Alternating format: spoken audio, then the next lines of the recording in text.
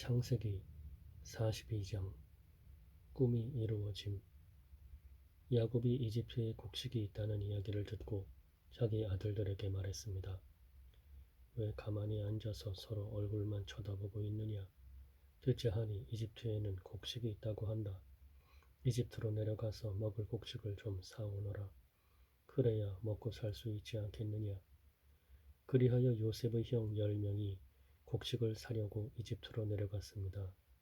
하지만 야곱은 요셉의 동생 베냐민은 형들과 함께 보내지 않았습니다. 야곱은 베냐민에게 좋지 않은 일이 일어날까봐 두려워했습니다. 가나안 땅에도 가뭄이 들었기 때문에 이스라엘이라고도 부르는 야곱의 아들들은 곡식을 사기 위해 다른 많은 사람들과 함께 이집트로 내려갔습니다. 그때 요셉은 이집트의 총리였습니다. 요셉은 곡식을 사러 오는 사람들에게 곡식을 팔고 있었습니다. 요셉의 형들도 요셉에게 왔습니다. 요셉의 형들은 땅에 엎드려 요셉에게 절했습니다. 요셉은 그들을 보자마자 그들이 자기의 형들이라는 것을 알았습니다. 그러나 요셉은 모르는 채 하였습니다. 요셉이 쌀쌀한 말투로 물어보았습니다. 너희들은 어디에서 왔느냐? 형들이 대답했습니다. 우리는 가나안 땅에서 먹을 것을 사려고 왔습니다. 요셉은 그들이 자기 형들이라는 것을 알았지만 그들은 요셉을 알아보지 못했습니다. 요셉은 형들이 자기에게 절하는 꿈을 꾼 것이 생각났습니다. 요셉이 형들에게 말했습니다. 너희들은 정탐꾼이다. 너희들은 이 나라의 약점을 알아내려고 왔다. 그러자 요셉의 형들이 요셉에게 말했습니다. 네, 주여, 그렇지 않습니다. 당신의 종인 우리는 먹을 것을 사러 왔을 뿐입니다. 우리는 모두 한 아버지의 아들입니다. 우리는 정탐꾼이 아닙니다. 우리는 정직한 사람입니다. 그러자 요셉이 그들에게 말했습니다. 아니다. 너희들은 이 나라의 약점을 알아내려고 왔다. 그들이 말했습니다. 우리는 12형제 중 10명입니다. 우리는 한 아버지의 아들입니다. 우리는 가나안 땅에 살고 있습니다. 우리의 막내 동생은 지금 그곳에 우리 아버지와 함께 있습니다. 그리고 우리의 다른 동생은 없어졌습니다. 요셉이 그들에게 말했습니다. 내 말이 틀림없다. 너희는 정탐꾼이다. 그러나 너희들 말이 거짓말이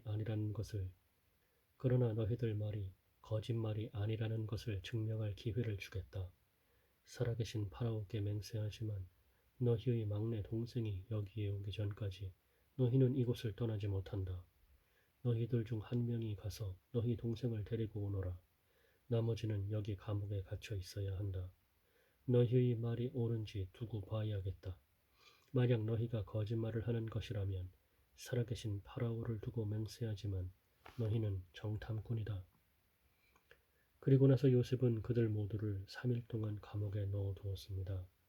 3일째 되는 날 요셉이 그들에게 말했습니다. 나는 하나님을 두려워하는 사람이다. 내 말대로 하면 너희를 살려주겠다. 만약 너희가 정직한 사람이라면 너희 중 한 사람만 여기 감옥에 남아있어라. 그리고 나머지 사람들은 곡식을 가지고 돌아가서 너희의 굶주린 식구들에게 먹을 것을 주어라.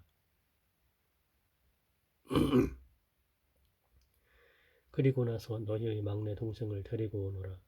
만약 그렇게 하면 너희의 말이 진실인 줄 알고 너희를 살려주겠다. 그들은 요셉의 말대로 하기로 했습니다. 그들이 자기들끼리 말했습니다. 우리가 동생에게 한 일 때문에 이런 벌을 받는가 보다. 우리는 동생이 고통을 당하면서 우리에게 살려달라고 애원하는 것을 보면서도 동생의 말을 듣지 않았다.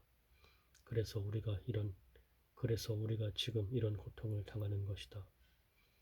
그러자 르우벤이 그들에게 말했습니다. 내가 그 아이를 해치지 말라고 하지 않았느냐. 그런데도 너희는 내 말을 듣지 않았다. 그 아이에게 한 일 때문에 우리가 지금 이런 벌을 받고 있는 것이다. 요셉은 자기 형들에게 말할 때 통역하는 사람을 통해서 말을 했습니다. 그래서 형들은 요셉이 자기들끼리 하는 말을 알아들을 거라고 생각하지 못했습니다. 요셉은 형들이 있는 곳에서 나와 울었습니다. 그리고 얼마 있다가 다시 돌아와 형들에게 말했습니다. 요셉은 시므온을 붙잡아 다른 형들이 보는 앞에서 시므온을 묶었습니다. 요셉은 종들에게 자기 형들의 가방에 곡식을 가득 채우라고 말했습니다.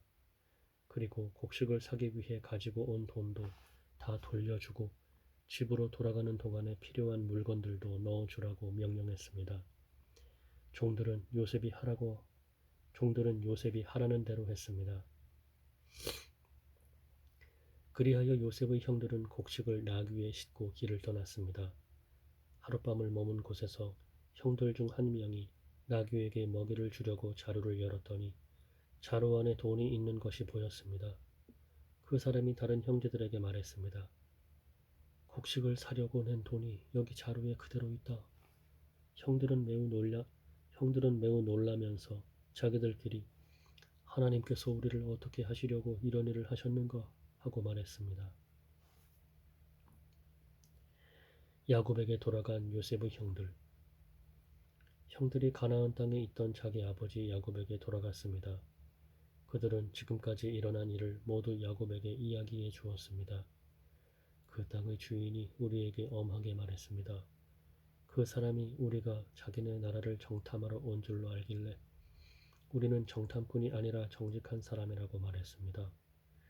우리는 한 아버지의 아들들로서 12형제 중에서 10명이라고 말해 주었습니다. 12형제 중 한 명은 없어졌고 막내 동생은 아버지와 함께 가나안 땅에 있다는 이야기도 했습니다. 그러자 그 땅의 주인이 우리에게 말했습니다. 너희가 정직한 사람이라는 것을 증명하려면 이렇게 하여라. 너희 중 한 명은 여기에 남아라. 그리고 나머지는 곡식을 가지고 너희의 굶주린 식구들에게 돌아가거라. 그리고 너희의 막내 동생을 이리로 데려오너라. 그래야 너희가 정탐꾼이 아니라 정직한 사람이라는 것을 알고 너희가 남겨두고 간 너희 형제를 돌려주겠다. 또한 너희는 우리 땅에서 자유롭게 다닐 수도 있을 것이다. 이 말을 하고 나서 요셉의 형들은 자루를 비웠습니다. 그랬더니 자루마다 돈이 그대로 들어 있었습니다. 그들과 그들의 아버지는 그것을 보고 두려워했습니다.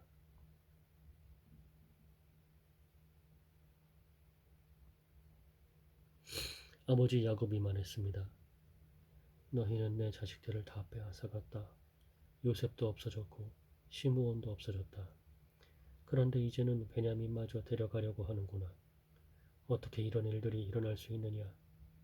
그러자 르우벤이 아버지에게 말했습니다. 제가 만약 베냐민을 아버지께 다시 데리고 오지 못한다면 제 두 아들을 죽이셔도 좋습니다. 베냐민을 저에게 맡겨주십시오. 아버지께 다시 데리고 오겠습니다. 그러나 야곱이 말했습니다. 베냐민을 너희와 함께 보낼 수 없다. 베냐민의 형은 죽었다. 이제 베냐민은 내 아내 라헬이 남긴 마지막 아들이다. 베냐민이 이집트로 가는 동안 어떤 끔찍한 일이 일어날지 모른다. 그렇게 되면 나는 죽는 날까지 슬퍼하게 될 것이다.